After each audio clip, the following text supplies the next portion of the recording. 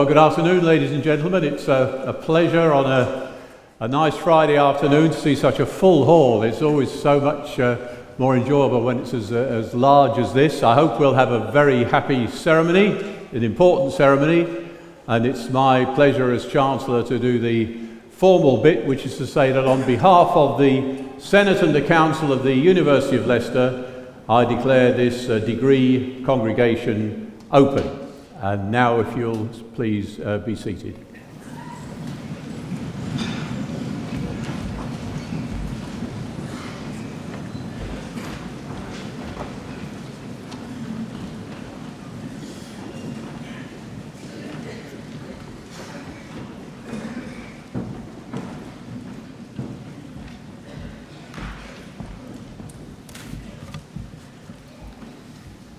Distinguished guests, parents, families, friends, and most importantly, graduating students, good afternoon. We are here on a special day, perhaps one of the most memorable days of your lives, the culmination of years of education at a higher level and the beginning of new challenges, perhaps in further study or in new careers. You've worked hard and you've studied hard and you've succeeded. You have done your job, and now as President and Vice-Chancellor, it's my job to welcome you here to this degree congregation, where we formally recognise your outstanding achievement. You graduate today from a leading UK university committed to international excellence through the creation of world-changing research and high-quality, inspirational teaching. Leicester is consistently one of the most socially inclusive of the UK's leading universities, with a long-standing commitment to providing fairer and equal access to education. Because of your time here at Leicester, you'll have a better chance of finding the career that you hope to have. 3/4 of the new jobs that will be created between now and 2020 will be in occupations with a high concentration of graduates, while the unemployment rate for graduates is less than half of that for people who've not been to complete tertiary education. Your employability is a testament to the skills that you will have acquired in your time here, and they are endless. You can write dissertations, master languages, solve simultaneous equations, work in teams, take on particularly testing exam questions. But at the University of Leicester, our purpose is to equip you not just with an education, but with something broader, with the spirit of intellectual inquiry, with a deep curiosity. Most of all, we hope that we've shown you the joy of intellectual discovery. The research conducted here at the university spans all the way from the discovery of lost kings and microscopic DNA to the telescopes and space vehicles that explore the furthest stretches of the universe. This year has seen a number of significant milestones and achievements for the university. Our new £42 million George Davis Centre was opened this year. It's the largest building in the UK built to Passive House standards, which means the building will use virtually no energy for heating or cooling. It's named in honour of George Davis, the founder of Next, George at Asda, and Per Uno at Marks and Spencer's, who provided a gift of £5 million to fund a new vascular limb salvage clinic at the university. Indeed, our donations to the university this year have broken all records, including gifts for transformative kidney research and mesothelioma research. This year also saw the opening of our new Dalian campus in China, with the first intake of 168 students. Our engineering, chemistry and maths programs are identical, allowing Chinese students from Dalian to come here and our UK students to travel there as part of their degree programs. Susie Imber from our physics and astronomy department won the BBC show Astronauts, Do You Have What It Takes? She received training and a personal recommendation from International Space Station astronaut Commander Chris Hadfield. And our university is the only university in the UK involved in the Juno mission to study our solar system's largest planet, Jupiter, described by NASA As their most difficult project ever, the spacecraft has travelled 2.8 billion kilometres and will orbit Jupiter 37 times. In addition, we discovered a 430-million-year-old fossil and named it in honour of Sir David Attenborough, who grew up on the university campus because his father used to do the job that I do today. Finally, the first evidence for Julius Caesar's invasion of Britain was discovered by archaeologists from this university. The team suggests that Julius Caesar's fleet first landed in Britain in 54 BC at Pegwell Bay, and this is the first time this has been proven. The reputation of our research impact was backed up in November at the Times Higher Education Awards evening, the Oscars for higher education. The Times Higher said, "The University of Leicester has shown time and again that it produces world-beating research and groundbreaking discoveries. Our data now shows that it also punches well above its weight in terms of bang for buck." Of course, it's this spirit of discovery that we hope we've instilled in you as a graduate. Discovery is about imaginative new thinking, underpinning fundamental advances in our understanding of the world around us and applying that expertise to business and community needs, delivering solutions to the global and personal challenges that we encounter along the way. We can't promise that the years ahead of you will always be easy, but if we've done our jobs right and equipped you with the values that sum up what it means to be a University of Leicester student, you will find your way through, just like the 180,000 University of Leicester students who've gone before you. Our history and achievements are going to attract particular attention this year. November the 11th, Remembrance Day, will be the 100th anniversary of the end of World War I and the 100th anniversary of the establishment of the Endowment Fund for the University College of Leicester, Leicestershire and Rutland, which was the forerunner to our university. We're one of only 2 universities in the world that were created as living legacies to World War I, and plans are well underway for the celebration of this centenary. We hope you'll be able to join us in these celebrations, which will lead up to an anniversary in 2021 of 100 years since we opened our doors to our first students, all 9 of whom were women. You should remember and reflect on the university's beginnings, and we trust this will not be the last that we see of you as you join that community of alumni scattered around the world, many of whom remain in touch with us regularly. Your loved ones are proud that you are graduating today. And for those family and friends in the audience, don't feel shy about clapping and cheering your loved ones as they cross the stage.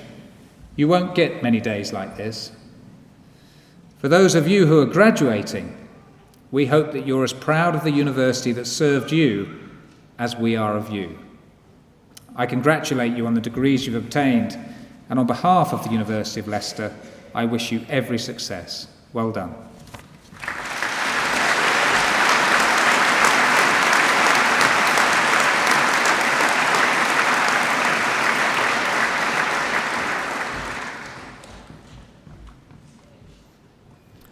Will all graduates please stand?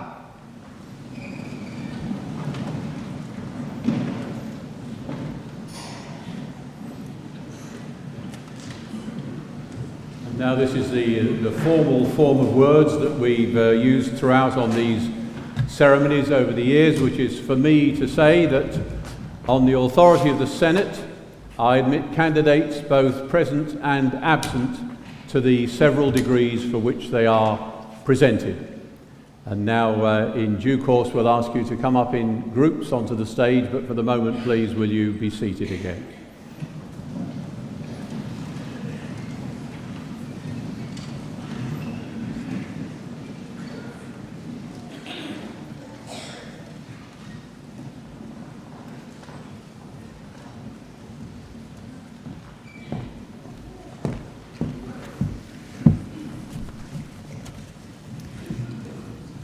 Mr. Chancellor, as Head of the College of Social Sciences, Arts and Humanities, I present the following candidates for their degrees.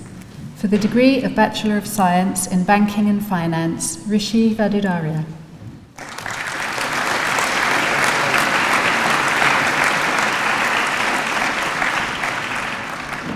For the degree of Doctor of Philosophy, Charlotte Ball.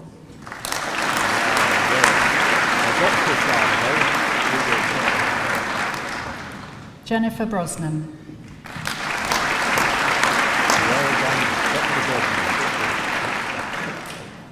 Glenn Farrugia.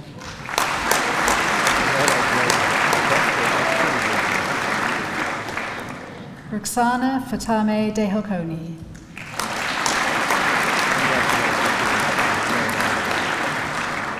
Michael Gilbert.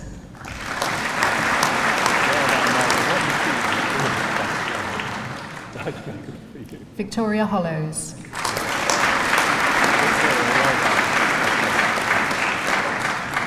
Laura Mackenzie.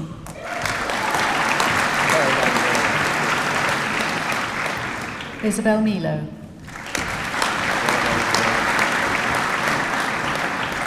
Anna Mikhailova.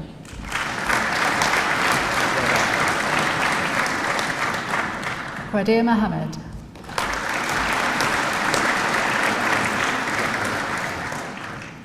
Kamran Murad.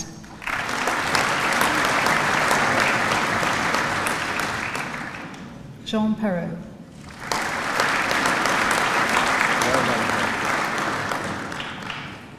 Andrew Reed.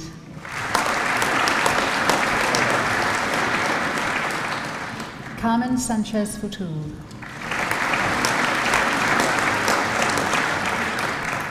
Anna Scanlon.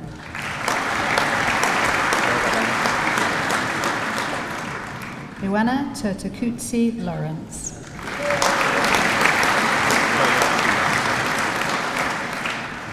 Eleni Vazakedu.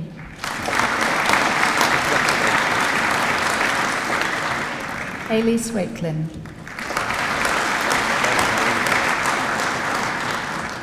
Martin Watkinson.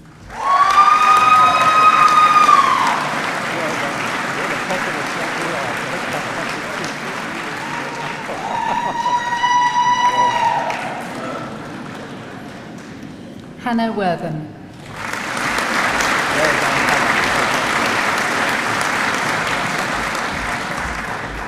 For the degree of Master of Research in History, Thomas Beckford.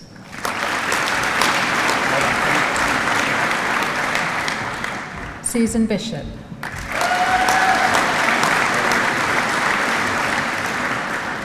Katarzyna McHenry.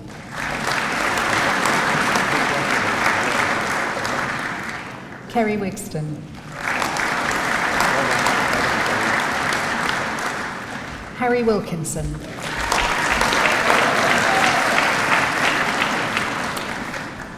For the degree of Master of Laws in Employment Law, Manal Aziz.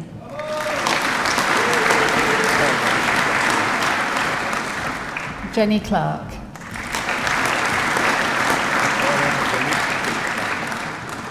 Emma Cook. Rachel Harrison. Tessa Bryony Johnston. Matthew Keefe.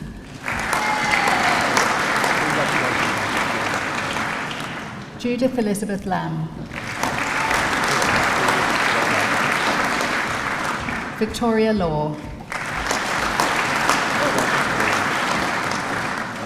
Melanie Lloyd. Caroline McKenney. Delilah Mueller.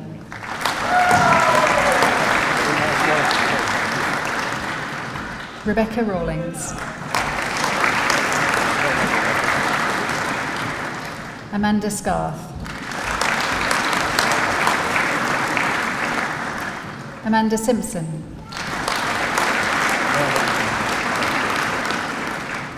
Jonathan Such.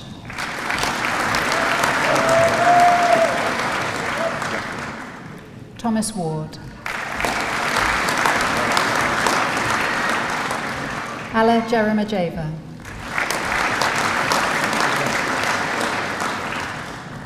For the degree of Master of Laws in International Commercial Law, Elizabeth Agbana.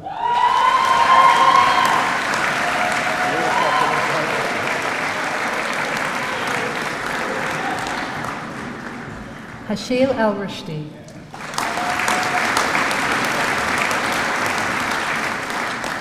Ahmad Al-Mamid. Ali Deniz Atas.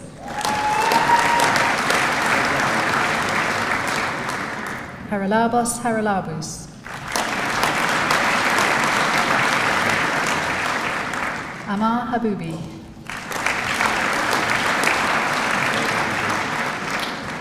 Chui Han.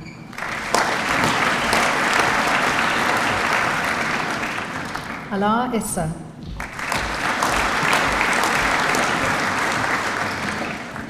Shanjoy Singh Myremba.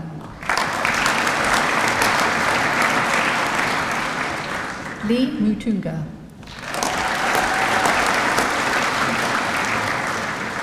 Eric Otonglo.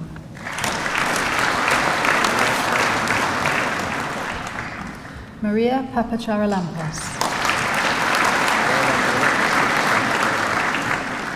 Rafaela Plastira.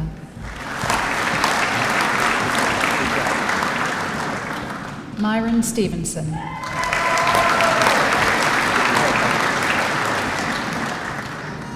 For the degree of Master of Laws in International Human Rights Law, Thomas Hutton.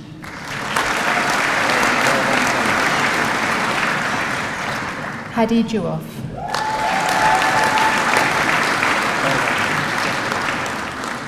Rose Panumudipo.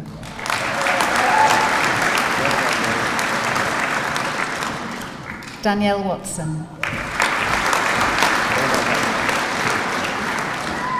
For the degree of Master of Laws in International Law, Helene Bertin. Peter Kocina.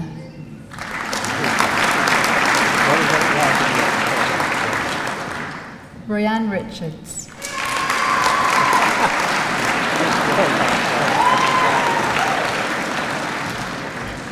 For the degree of Master of Laws, Mohammed Dingma.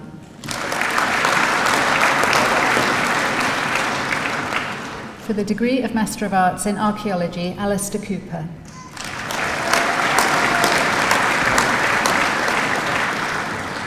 Katie Dalman.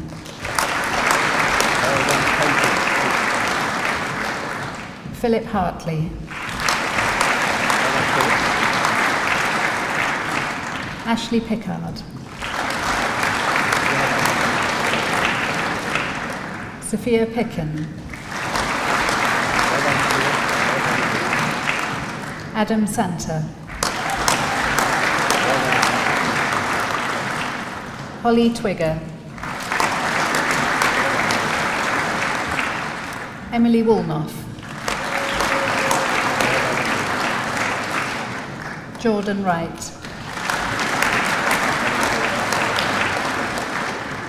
For the degree of Master of Arts in Art Museum and Gallery Studies, Gaia Badioli.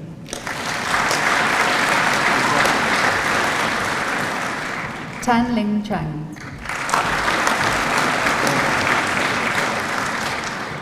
Ploy Charoenpol.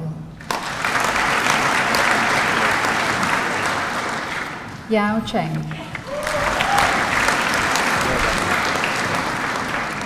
Vivian Collette.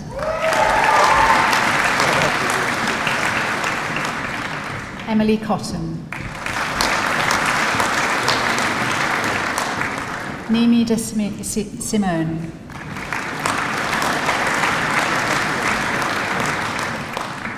Laura Dudley.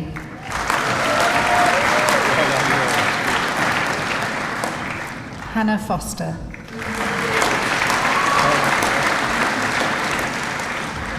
Christine Ilkova Hristova. Wan Chen Hsay.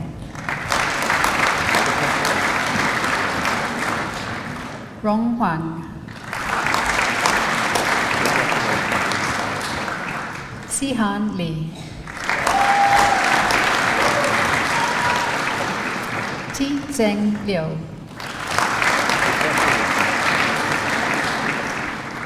Arlites Lopez Harigi.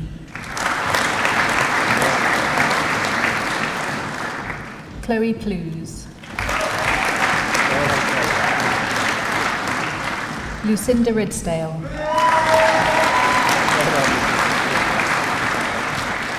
Celine Tavela. Bao Chen Shaw.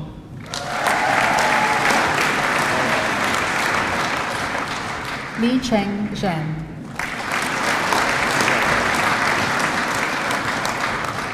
Wen Qi Zhang.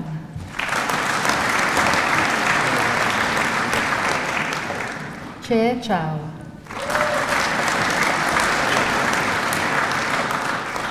For the degree of Master of Arts in Diplomatic Studies, Mustafa Hamid Karoma.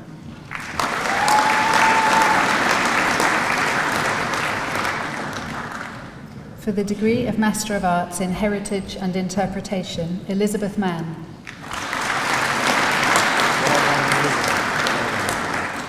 Anna Rebus.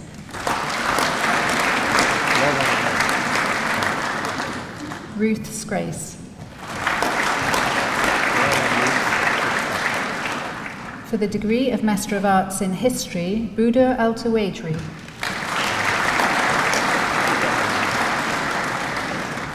Ross Baker. Ashney Cox.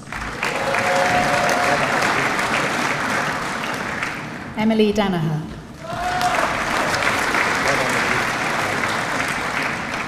Matthew Fuller.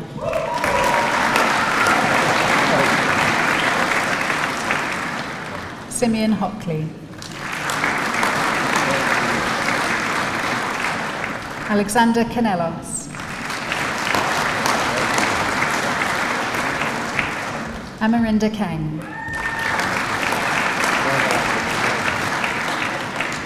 Robert Law.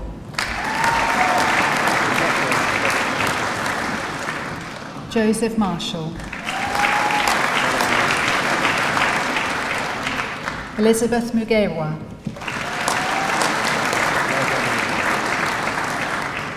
Lauren Parsons. Thomas Smith. For the degree of Master of Arts in Human Rights and Global Ethics, Annabelle Achiampong.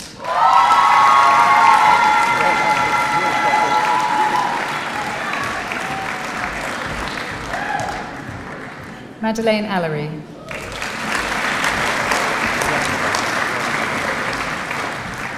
Georgios Hassanidis.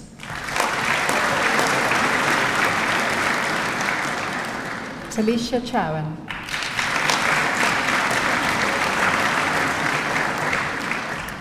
Gregory Ellison.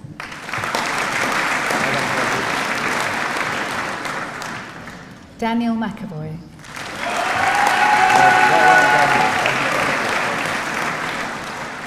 For the degree of Master of Laws in International Law, Helene Brachin.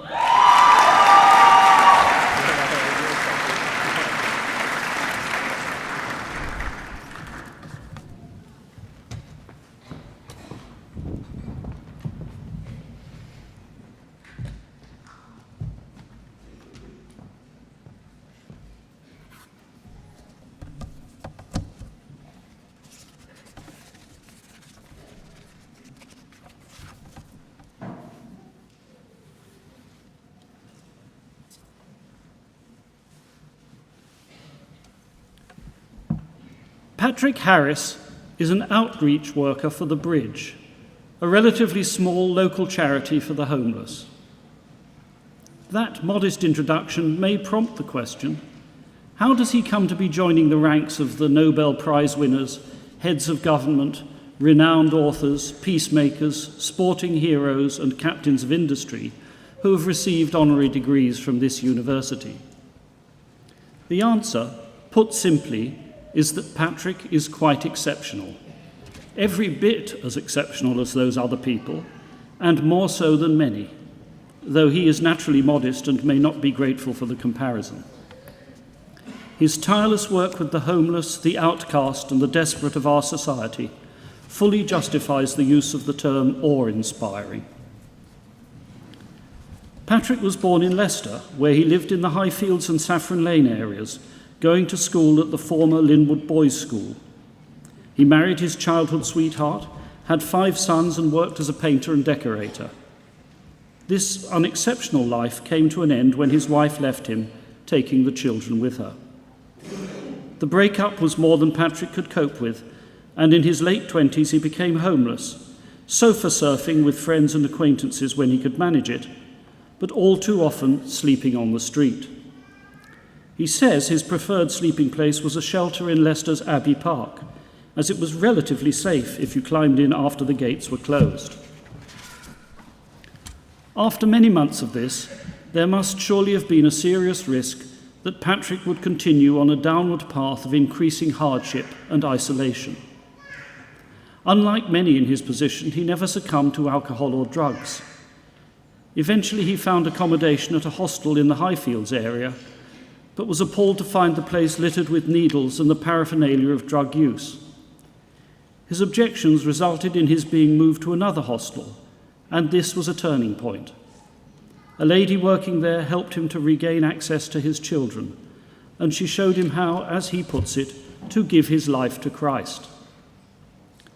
Patrick's faith now underpins all that he does, and sustains him when his work brings him into contact, as it often does, with the most distressing circumstances. It is not an ostentatious faith, and his help is given to people of all faiths and none. His guiding principle is surely this famous passage from the Gospel of St. Mark. I was hungry, and you gave me food. I was thirsty, and you gave me drink. I was a stranger, and you welcomed me. I was naked, and you clothed me. Truly I say to you, as you did it to one of these, the least of my brothers, you did it for me. Patrick started working at the bridge in 2009, initially as a volunteer, but latterly as an employee. His normal working day begins long before the rest of us are awake, at 4 a.m, when he sets out on his bicycle and on foot round the streets of Leicester, seeking out the rough sleepers to whom he is a trusted friend. He will provide any assistance he can and will point people towards the bridge's breakfast service, which he set up 2 years ago specifically for rough sleepers. This is available every weekday from 6 a.m. to 8 a.m. and normally has 15 to 20 guests a day. There is also provision for them to shower, to wash their clothes, and to get advice on health care, benefits, and other forms of support. Patrick also leads twice-weekly hot food and companionship sessions on Thursday evenings and Sunday afternoons for others in need. These have on average 85 to 105 guests at each session. When there are enough volunteers, Patrick organises them to take the food out to the rough sleepers. And this is by no means all. He finds permanent accommodation for people with none, 24 of them in Leicester last year. He identifies individuals who can benefit from the Bridge's mentoring programme, which has helped many to lead more productive lives and reintegrated them into society. He recruits and inspires new volunteers to work with the homeless. This has included encouraging students of medicine and law from this university to become involved in the Bridge, preparing them to work in their future professions with these often misunderstood and stigmatised members of our community. And not least, Patrick provides companionship for the people who come to the Bridge or whom he meets on the streets and in squats. Many of these people are very lonely, and Patrick always finds time to talk to them. Patrick feels very strongly that more could be done to reduce homelessness if there was a more thorough analysis of its causes, together with better coordination between the different organisations, official and voluntary, who work in this field. In many ways, his own energy now provides that glue as he shuttles between different agencies, finding solutions designed to meet the specific needs of individuals. the work is often tragic. Patrick has attended the funerals of 5 of the people he calls my lads in the last 4 weeks. And these are often young men, like the 28-year-old friend whom Patrick stopped to speak to one evening on the street and found to be desperately ill. By the time the ambulance arrived, the young man had died. Positive stories offer compensation, like that of a man who is now employed as a refuse collector in another city. After work, he regularly buys food and distributes it to the rough sleepers on his way home. And there are many other examples. Patrick's own working day normally ends at about 7 p.m., 15 hours after it began. He is frank enough to say that he then needs an hour or so of peace in which to absorb the many experiences of the day. The people Patrick helps have been described in different times and places with varying degrees of disapproval as tramps, down-and-outs, derelicts, dossers, beggars, bums, itinerants, vagabonds and vagrants, and in our slightly politer times, rough sleepers and the homeless. To Patrick, they are all people who need and will respond to love, empathy and compassion. Patrick's is not just a job, it is a vocation. He reminds us what can be achieved through dedication, faith, hard work, selflessness and love. Mr. Chancellor, on the recommendation of the Senate and the Council, I present Patrick Harris that you may confer upon him the Honorary Degree of Doctor of Laws.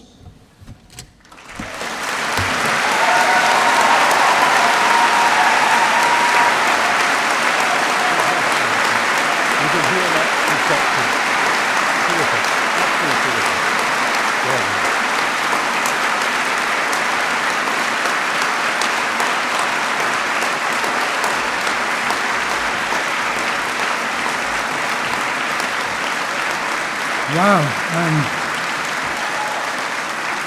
Well, thank you ever so much, everybody.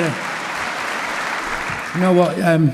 First and foremost, I just want to thank God, because if it wasn't for God, I wouldn't be here today. Also, I want to thank my wife and my family that are here today. Thank you for your support over the years.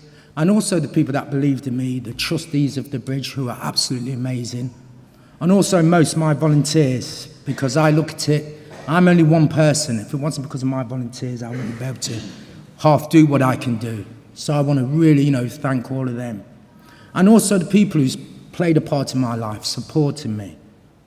And also for this today, to see all you people is just absolutely amazing. I went to school, didn't pass any exams or anything, and just to see the amount of people who have graduated here today, and you should all be proud of yourselves. And also for the people here, what's done this is just, absolutely amazing. So thank you all, and I hope the bridge can still keep working along with Leicester University and supporting us. And may God bless you all. Thank you.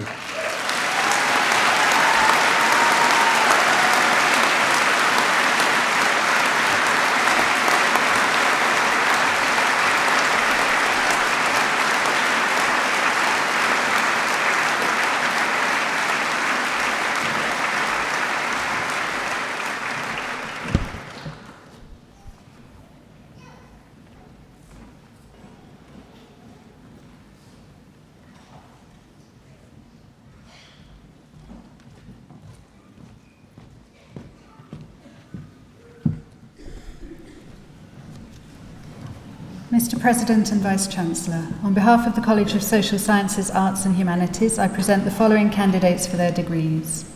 For the degree of Master of Arts in Intelligence and Security, Ilke by Rectutum.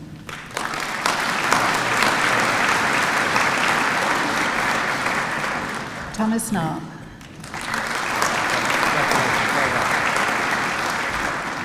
Bruce Maguire.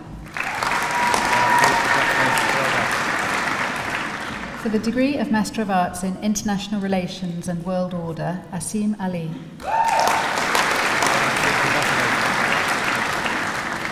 Matthew Ellis. Sumaya Khan.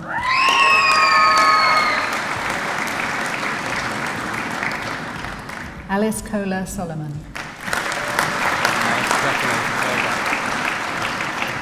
Gul Kurmanbayeva. James MacDonald. John Mushiri.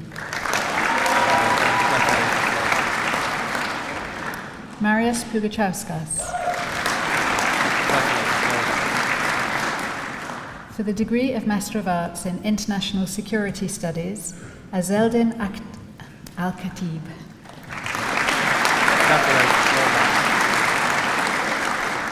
Stephen Bryan. Jay Goodwin. Rachel Grinnell. Amelia Harjek. Jan Kendmark Larsen. Jeremy Makovsky. Alexander Oxley. Vinusha Pulraj. Harry Tillier. Andrew Wheeler. For the degree of Master of Arts in Museum Studies, Mohammed Azam bin Adnan.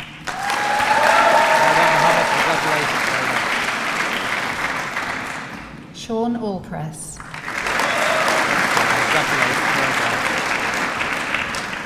Laura Althorpe.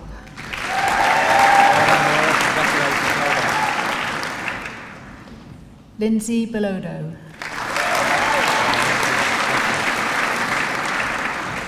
Melanie Black.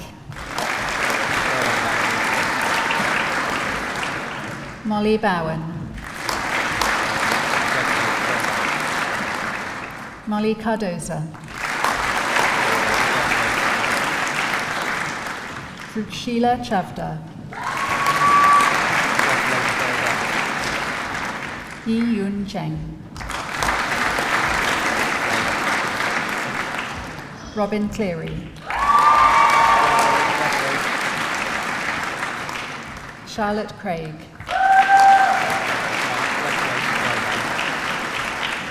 William Cullen.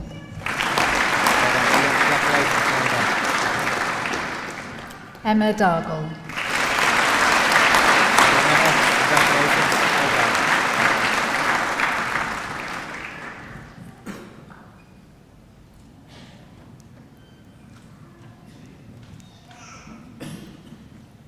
Charlotte Dainton.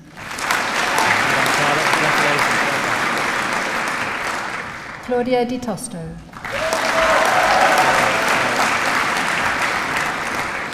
Sarah Dixon. Victoria Urfisoglu. Lisa Graham. Elena Gaia. Robin Hall. Mary Horrell. Anna Jackson. Claire Jackson.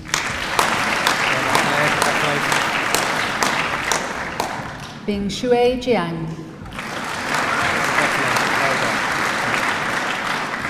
Stephanie Jones. Kate Cairns. Si Yu Kwan. Alistair Lawrence. Suk Yi Leung. Xiao Luan. Lydia Ma.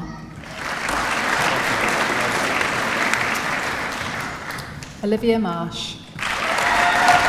Melody, congratulations. Well done. Kenneth McMullen, Well done, Kenneth, congratulations. Well done. Min Ju Oh, Franklin O'Riordan, Congratulations. Well done. Madeline Outen, Well done, congratulations. Well done. Tian Li Pan, Congratulations. Well done. Anna Rowe, Congratulations. Well done. Judith Scott, Well done, Judith, congratulations. Emma Shirtcliffe, Well done, Emma, congratulations. Anthony Smith, Well done, Anthony, congratulations. Emily Smith, Well done, Emily, congratulations. Maureen Smith, Congratulations. Well done. Anthony Stevens, Well done, Anthony, congratulations. Hannah Sweetapple, Well done, Hannah, congratulations. Tai Lee Kyo, Well done. Angeline Tan, Rhiannon Watkinson, Kelsey Westman, Chloe Weston, Maria Wilhelmi,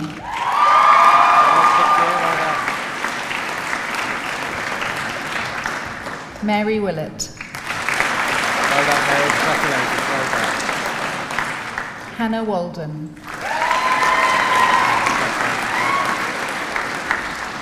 Wai Chian Willie Wong,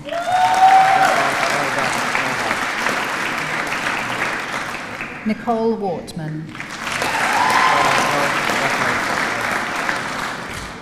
Michael Kisanikakis Ananiadis,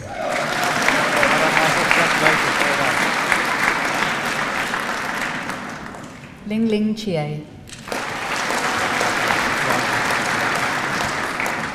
Jing Ming Yu. For the degree of Master of Arts in Politics in the EU, Sabrina Borg.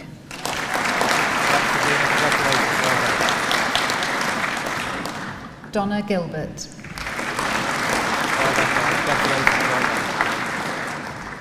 For the degree of Master of Arts in the Classical Mediterranean, Lujain Al-Hakhak.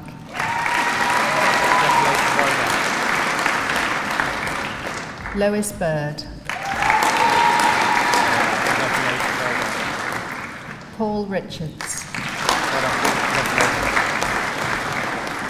Joanne Rowley. Laura Stopps. Joshua Webb.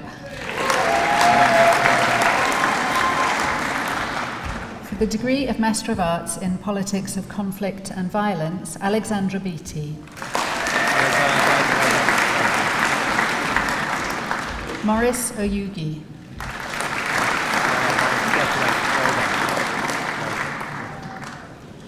For the degree of Master of Arts in Urban Conservation, Charlotte Hetherington. Sophie Noon. Laura Ricks. William Sanders. For the degree of Master of Arts in Urban History, Georgina Lockton. For the degree of Master of Science in Applied Criminology, Nia Brach.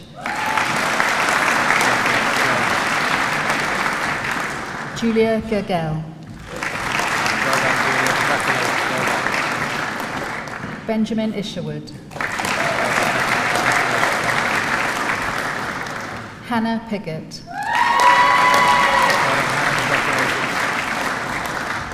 Chloe Rawson. Emily Sherman.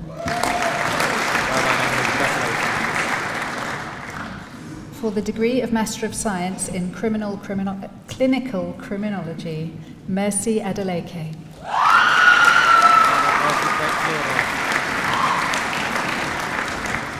Taina Aldana.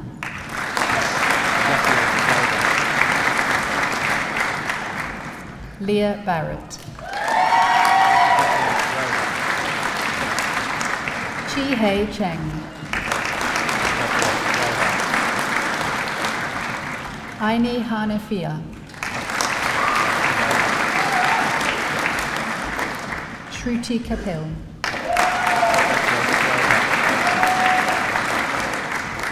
Keisha Paris. Cheryl Poppy. Raquel Rico Chico. Mariana Sousa. For the degree of Master of Science in Criminology, Delia Adumireku.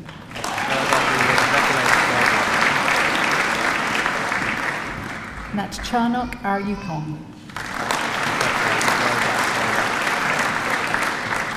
Sophie Field.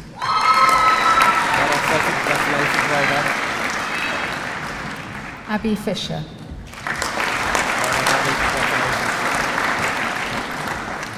Rachel McGinty.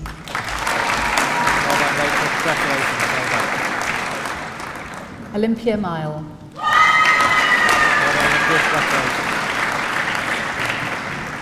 Paulina Perez Zapata.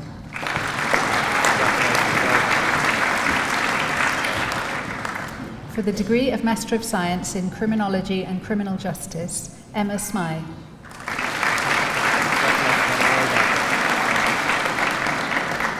For the degree of Master of Science in Museum Studies, Andrea Francesco Carli.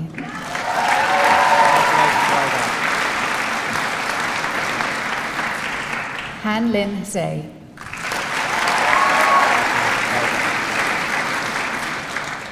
For the degree of Master of Science in Security and Risk Management, Mahmoud Abushadi. Mark Beale. Richard Coop.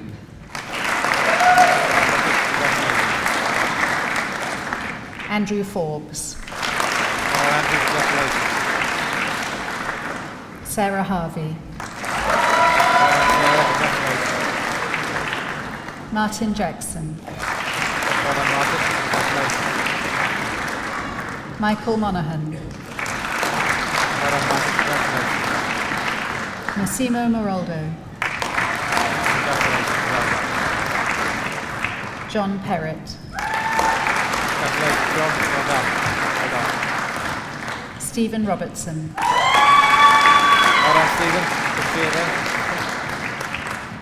For the degree of Master of Science in Security, Conflict and International Development, Marco Bassini. Yemi Seirach Kebeda. Colin Porter.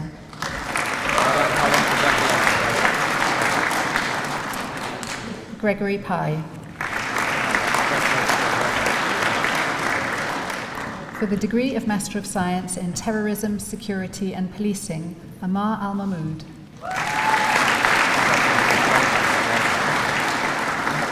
Alice Bulger.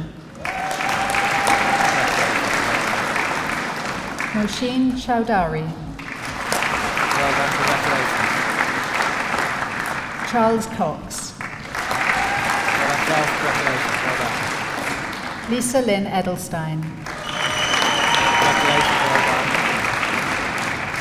Naomi Ford.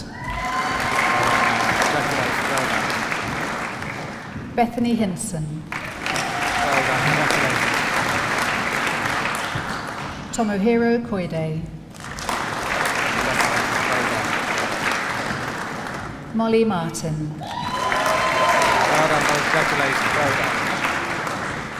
Laura McCann. Daniel Rosbach. done. Congratulations. Well done. For the postgraduate diploma in criminology, Ghazal Al-Motari.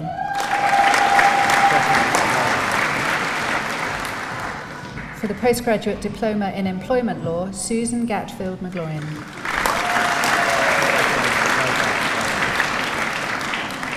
For the postgraduate diploma in museum studies, Bethany Chapman. Jill Eastcott.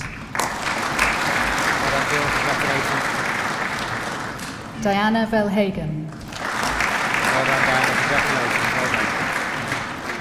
For the postgraduate diploma in terrorism, security and policing, Sarah Al-Motari.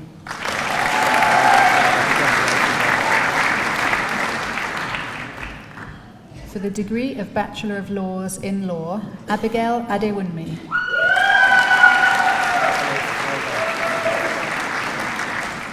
Umindeep Dillon.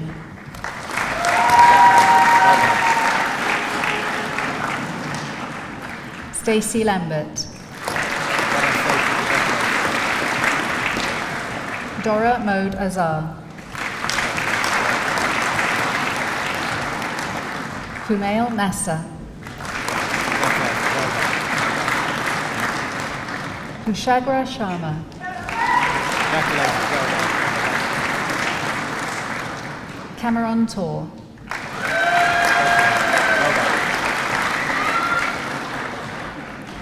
Jewel Wright.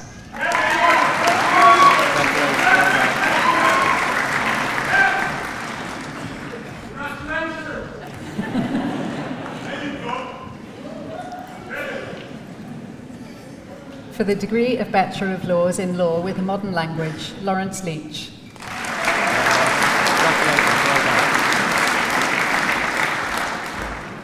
For the degree of Bachelor of Laws in Law with a Year Abroad, Joel Chan.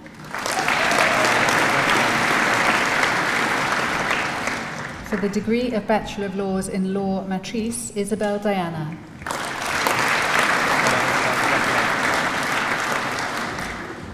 For the degree of Bachelor of Arts in Ancient History and Classical Archaeology, Amy Hines. For the degree of Bachelor of Arts in Archaeology, Charlotte Allen.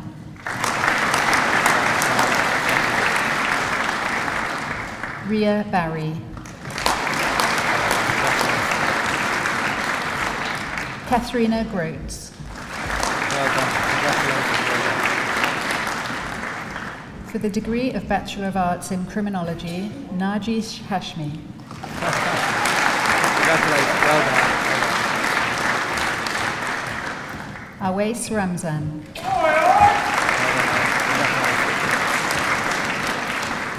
Zoe White. Well done, Zoe. Congratulations. For the degree of Bachelor of Arts in Criminology with a Year Abroad, Joseph Seddon.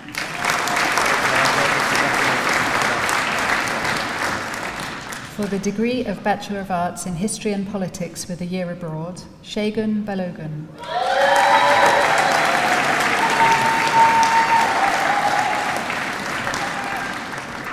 For the degree of Bachelor of Arts in International Relations, Dayanku Faradiana Pengiran Anak Yakob.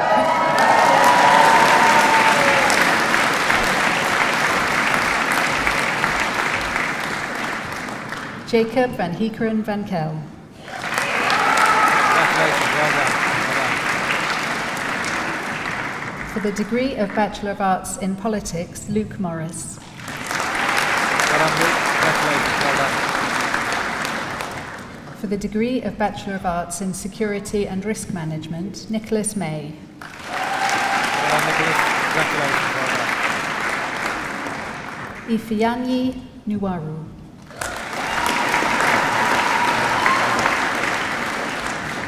Miles Overton. Well done, Miles. Congratulations. Well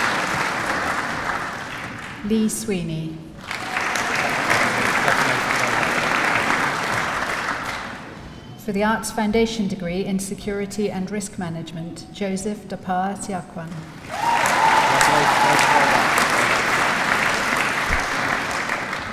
James Hill.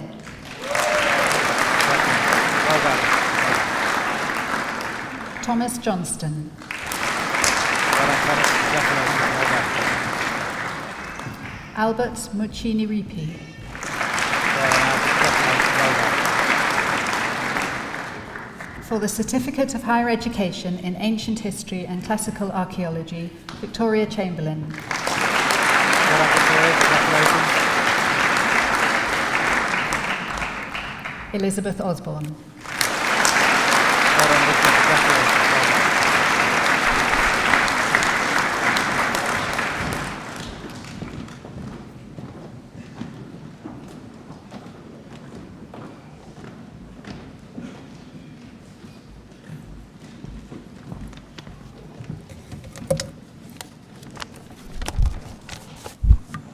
I mentioned to you earlier that today is a very special day. In fact, this is a historic day for a number of reasons. First, I just want to say thank you to Lady Gretton, who's on the stage here with us today. Lady Gretton has been Lord Lieutenant for the last 15 years. She stands down in June, but this will be the last congregation she'll be attending. So thank you so much for coming along.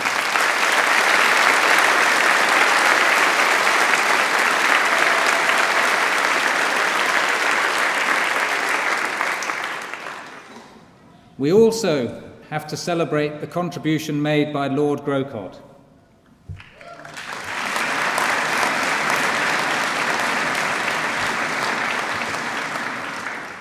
Bruce is stepping down today from the role of Chancellor at the University, having presided over his last degree congregation this afternoon.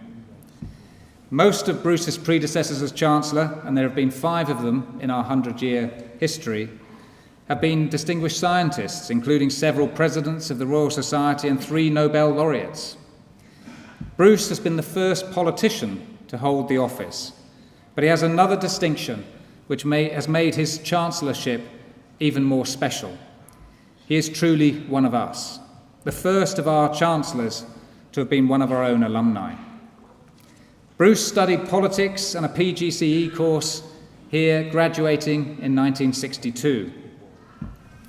There were fewer than 2,000 students at the university in those days. There are over 20,000 students here today. He was secretary of the Labour Club, which was to have a major influence on his career. And he also met his wife Sally, who studied sociology. They've been married for 52 years.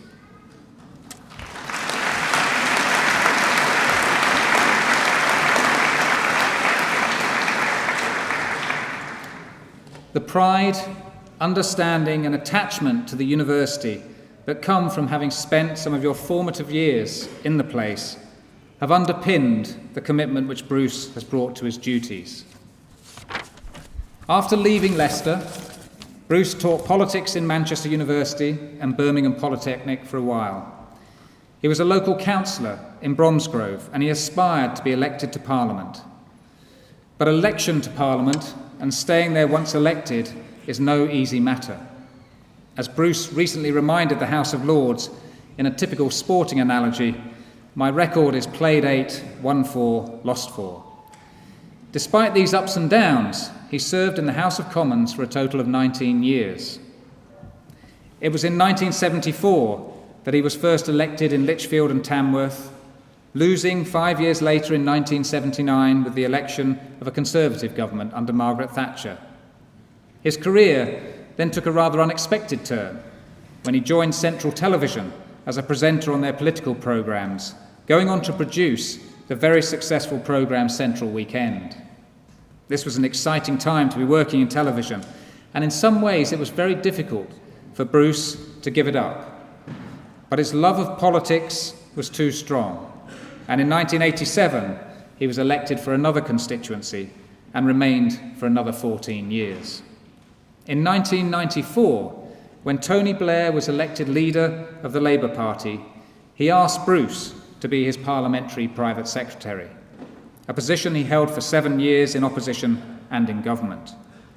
It is a job calling for the most effective of political antennae and considerable diplomatic skills. Bruce served until 2001, and this time it was not the electorate who decided his time was up, he accepted a move to the upper house, the House of Lords, as Lord Grocott of Telford. He was appointed Chief Whip, a member of the Privy Council, attending cabinet meetings. Of course, like the rest of us, Bruce has his failings. He is a season ticket holder at Stoke City, the Potters. He's been attending games there for the last 25 years. Stoke, I doubt many of you realise, is the second oldest professional football club in the world. Despite the long history, their record isn't that spectacular.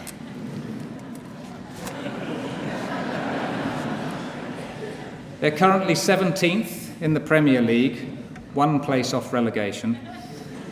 Out of interest, Bruce, Leicester are 7th at the moment in the Premier League. I asked my team to come up with a list of how many titles that Stoke City have won over the years. They won the League Cup in 1972, and that's it.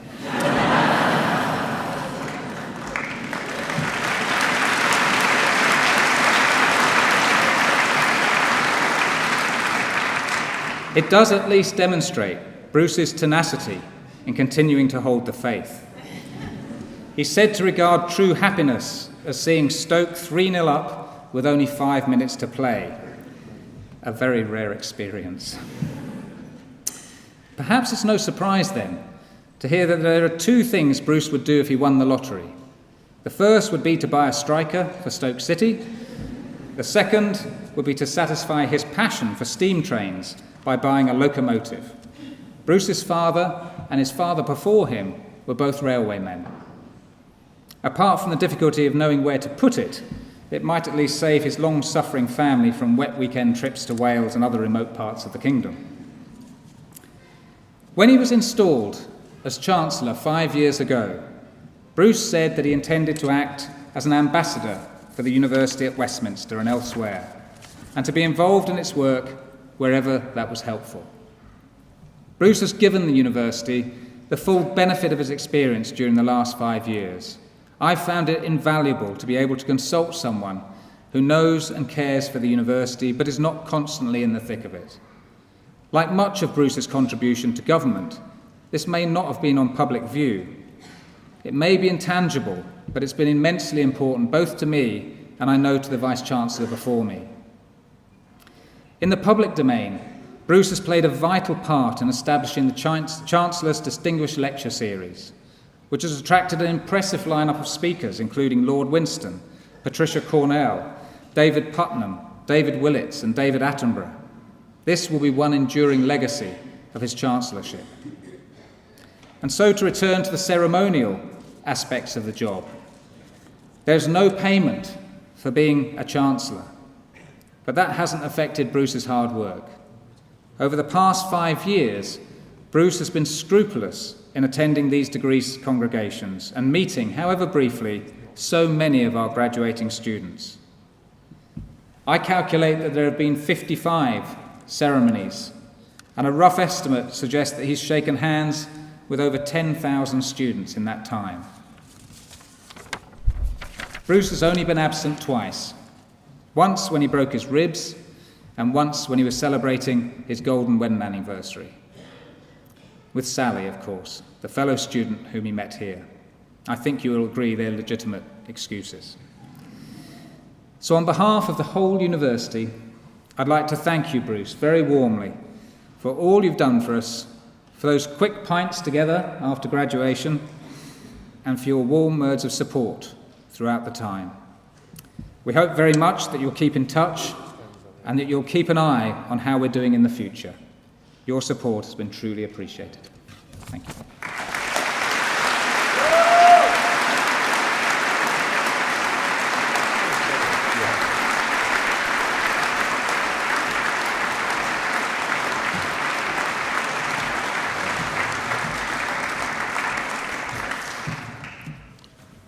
Well, what a warm tribute that was.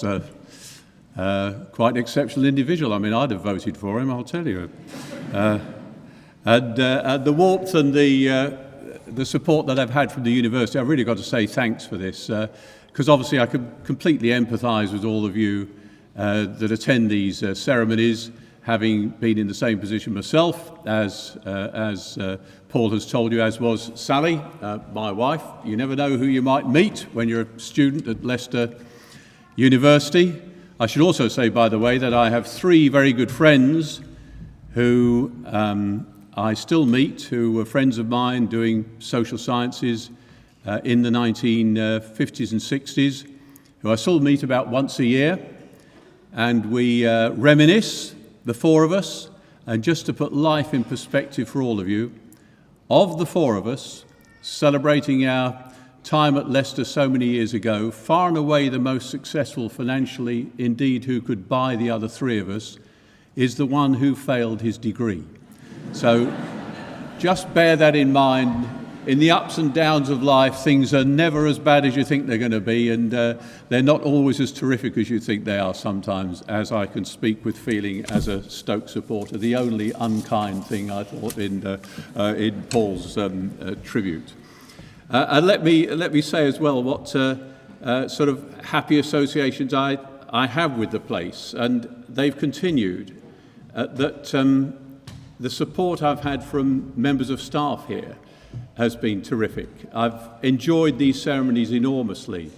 As Paul said, the job of a Chancellor is purely formal, ceremonial, unpaid, unfortunately. I wondered about the possibility of a collection at the end, but I don't think that's in order.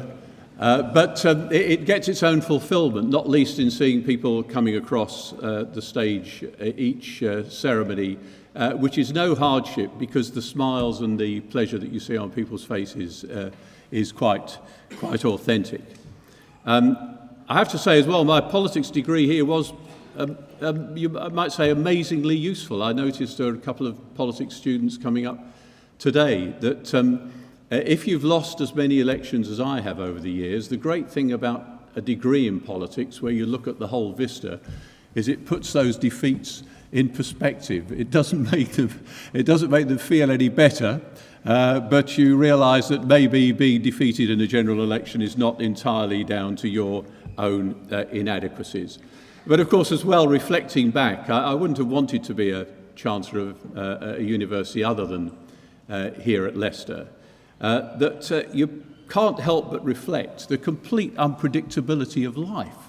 I mean, if I'd have been sitting with my 2 or 3 friends, as you are today, waiting to come up on the stage, and I'd have suggested to them maybe in a few years' time I'd be up here as the Chancellor giving advice to students, they would have told me basically to sober up. I mean, it's something which you wouldn't really expect, and I dare say that all of you will find that same unpredictability as you travel through life's journey. But it's a good time to be finishing, although I'm sad in some respects. I mean, no one could have had the luck that I've had in 5 years as Chancellor here. It was only just a few weeks after I was installed that Leicester University played its key role, its pivotal role, in finding the King in the car park. And there were people, I'm happy to say, of generous disposition in London, who thought there was some connection between me becoming Chancellor and university finding the King in the car park. And being a professional politician, I didn't disabuse them. You always make sure that you take credit even when it's not due. But it was a terrific time to have come here. And of course, if you add to that, and contrary to Paul's remarks, I am always delighted when Leicester do well at football, except when they're playing Stoke. And what a time to have been Chancellor, where we find the King in the car park and Leicester City win the Premier League, neither of which were much to do with me, but they happened on my watch here. And I suppose we can say, oh, well, I would say to my successor, beat that, mate. I mean, the King in the car. So there we are. It's been a terrific time, which I've thoroughly enjoyed, as I hope you've enjoyed today's ceremony. They're all special in their own way. This has been a very happy one. It's been quite a noisy one at times, which always adds to the atmosphere. It's a curious mixture of being solemn and formal for the actual presentation of the announcements about the degrees, but being a happy family occasion at the same time. And I hope you have enjoyed the bits of light and shade that have characterised this particular ceremony.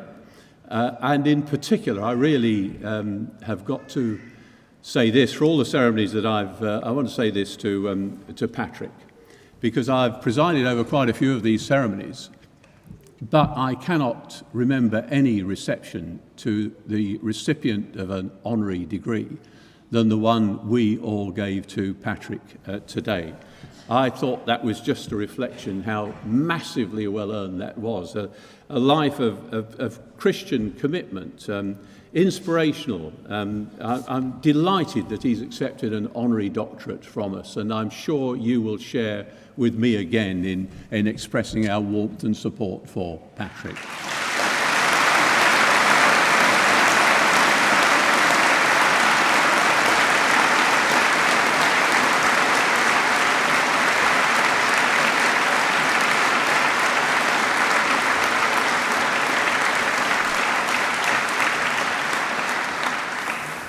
And the other thing,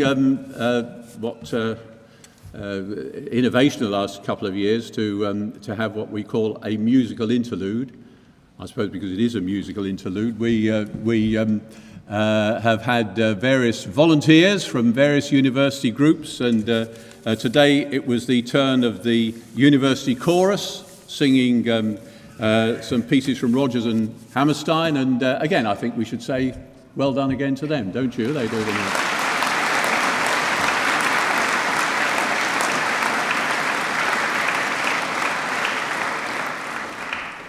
So, and to you, most important of all, to add my congratulations to what you've all done. You've got a qualification of different types and sorts in different subjects today, but it's a qualification that will stand you in good stead, I have no doubt, throughout your life. No one will be able to take this badge of achievement from you, and I am happy to assure you today that your qualifications will retain the same high value whether we have a hard Brexit or a soft Brexit.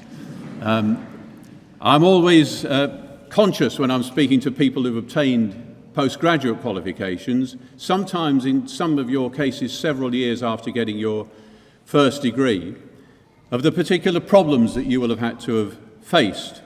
Very often there are competing demands from jobs and families, and there's often the difficulty of getting back into the habit of studying if you've had a gap in between. And as you know, having been a student here myself, I know something of how you will be feeling, and I hope as well that you will find a real sense of pride in having been here at Leicester, a pride that I certainly feel. Leicester University, as the Vice-Chancellor has told you, will soon be 100 years old. Founded in 1921 as a symbol of hope after the horrors of the First World War. And during that time, we've grown massively in size and reputation. We score well in national and international league tables. Our levels of student satisfaction, as recorded in the tables, is consistently high. As you heard again from the Vice-Chancellor, there were 2,000 students when I was here 50 years ago. There are now more than 20,000 more staff today than there were students when I was here. Yet somehow we've managed to maintain, I would suggest, a closeness and almost an intimacy. Leicester University is a friendly place, and I hope you've felt that same feeling as I certainly did, a place where size really hasn't overwhelmed people. And I'm proud of the fact that we're enriched by recruiting students from the widest range of backgrounds and experience. We've consistently recruited well from parts of Britain with historically low levels of university entrance, from families where no previous member had ever attended university, as well as, of course, recruiting people here from more than 150 countries throughout the world. Pretty impressive record that is. There are 193 countries in the United Nations, so in a few years we might have collected the full set. That's a pretty impressive list. And don't underestimate, and I'm sure you won't, what I can only describe as the strength of character that you'll have gained during the course of acquiring your qualification. Unless you're one of these people who's very fortunate indeed, you'll have had your ups and downs along the way, periods of uncertainty, occasional losses of confidence. We all get that. Well, you've coped very well with all those, or else you wouldn't have been up here on the stage today. And I think that's something else that should stand you in good stead in the years ahead.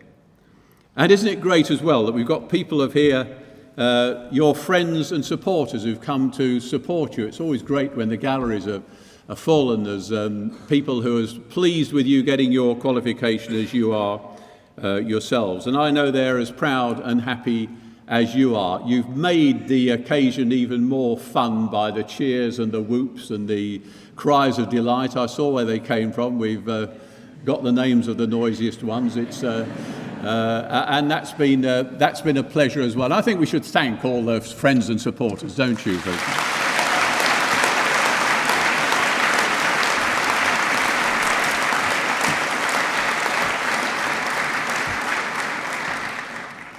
But whatever luck, whatever happens in the future, I hope you'll enjoy the time that you've had here, and I hope you'll keep in touch with us and tell us about your achievements, because at least in part, your achievements will be part of ours in the future, just as your predecessors have built Leicester University from its humble beginnings to the huge, big, successful university that it is today. And perhaps most important of all, looking ahead, I really do wish you good luck. My word, luck is such an important part of life. Stoke City would have won a lot more trophies if it wasn't for bad luck. You'll find that the chance encounter that maybe changes the course of your career, how that can happen, the deflected goal that wins the cup, luck's such an important part of it, and it certainly is in politics, believe me. As you've heard, I've fought 8 general elections. I've won 8 general elections. I've won 4 and I've lost 4. The 4 I won were really down to my skill, and the 4 that I lost were just sheer bad luck, basically.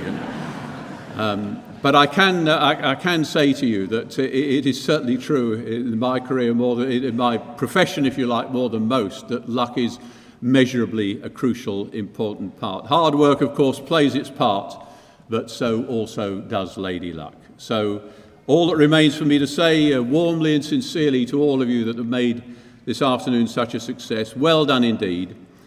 And in your future careers, I wish you every success and happiness, but most important of all, good luck.